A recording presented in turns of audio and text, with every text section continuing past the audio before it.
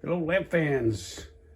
What's on the bench this week? Okay, well, I usually have several projects going, not just my regular job and renovations going on at the house for the last year and a half or more. And, I work on all sorts of things because some things take a little bit more time than others. So a couple things here is, I know this isn't lamp, but these came out of a closet, and this house is 1910, so these were original. And we were painting the closet, and you can't really see these. So I have other hinges in the house like this, and I thought I'd put them in my new bedroom in the basement. And I found some hinges. Now it looks like they're doing this flash copper from 1910. So we're talking about finishes today, I guess, lamp and lamp finishes. So that's one project that I have sort of on the go, and it's pretty much done. I just got to drill some holes and make some plugs for it, plug it in the wall. I'm also painting one of the parlors, and had all these screws holding on some of the moldings. They all had paint on them.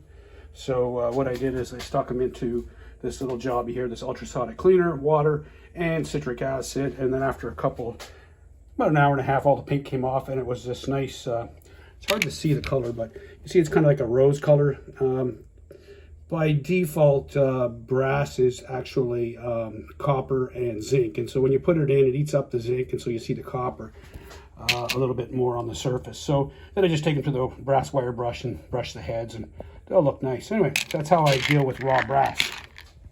I got a nice lamp here. Bradley and Hubbard.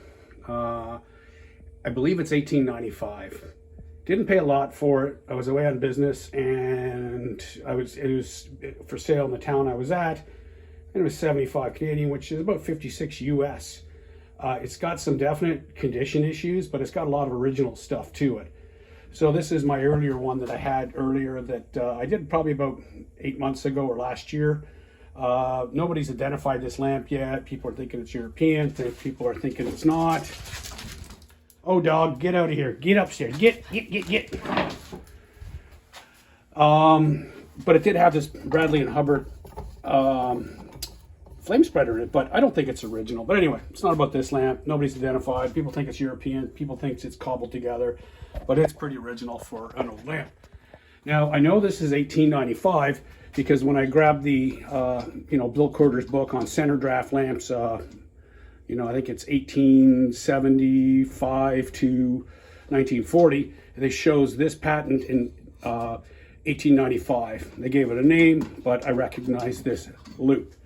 I come to the flame spreader. Now, when I saw the picture, it didn't show up, and the guy said it had corrosion on the base too, but somebody has holed it out. But I'm going to find another one of these eventually. This says July 1889 and 1890. So, sometimes as they improve lamps, they're using earlier parts on later parts, and they come up. So the condition issues are, well, we got some green stuff, so I'm probably just going to hit that with a little bit of vinegar just to eat it up, and then quickly just give it a little buff. I like the original finish to this. It's got this, this is brass. It's original. Now this is cast iron. Supposedly there's names. There's actually markings on the inside of these. I'm just going to move some stuff around here. Take a closer look at the lamp. So one thing I do like is this green finish here. It's really hard to see in this light. And there it is there. It's got a kind of a green finish to it. So I don't know if that's original Verde green or what, but I like it. It's the condition issues are at the bottom here. As you can see, since it's cast, they put a flash brass process on it, and that's usually what kind of turns the green quick. It's got a foot over here. It looks pretty white, but I'm sure that's gonna I'm just gonna take the base. I'm just gonna take this piece off here, just the base, and I'm going to refinish that to make it look kind of like this. And I did a little experiment right there. So I just grabbed some of this stuff here. You can get it at your local, we got at Michael's. I don't know if you got those in the States or whatever, but it's just an acrylic paint. I just want a quick fix for this. I don't want to change the rest of the look of the lamp. I want to leave it original because they don't make original ones anymore, and everybody polishes them up. But this has got the look, and I like the look of an old lamp. And so as you can see over here, it's got some of that original finish. So that's what I'm going to go for. You see how that's kind of bright? I might end up putting a little bit of a darker pigment or not as much, or rub it in a little differently. But that's what I'm going to do with this guy. I like it the way it is. And, you know, if any viewer sees one of these flame spreaders for sale on eBay, let me know. I think there was one up there for like $100. The guy's on serious drugs if he wants $100 for one of these things. I mean, considering that I paid 56 US, 75 K for the whole amp. I mean, these things are worth 30, 40 bucks. That's it. People now charging $100 for those things to complete lamps. I think it's highway robbery. You know, it really completes the lamp, and they're sort of holding back the progress of, you know, lamp restoration. Most of the time, maximum I'll pay for a flame spreader is 25 bucks to complete a lamp.